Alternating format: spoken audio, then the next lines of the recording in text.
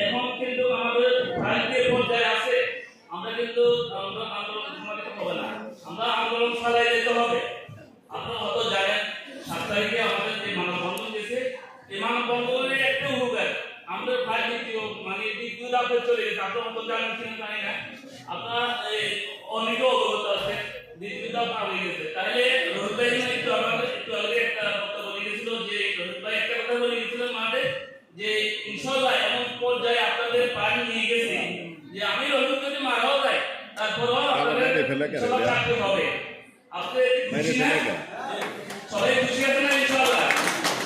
আমি আশা করি আমাদের কেন্দ্রীয় কমিটির নির্দেশনা অনুযায়ী যখন যেভাবে আন্দোলনে ডাক দিলে আমরা সবাই যেন উপস্থিত থাকি, আমরা সবাই যেন উপস্থিত থাকি। কারণ এই যে মানববন্ধন দিয়েছে ইনশাআল্লাহ, এই মানববন্ধনে আমরা অনেক উপস্থিত দেখেছি, সেজন্য আমরা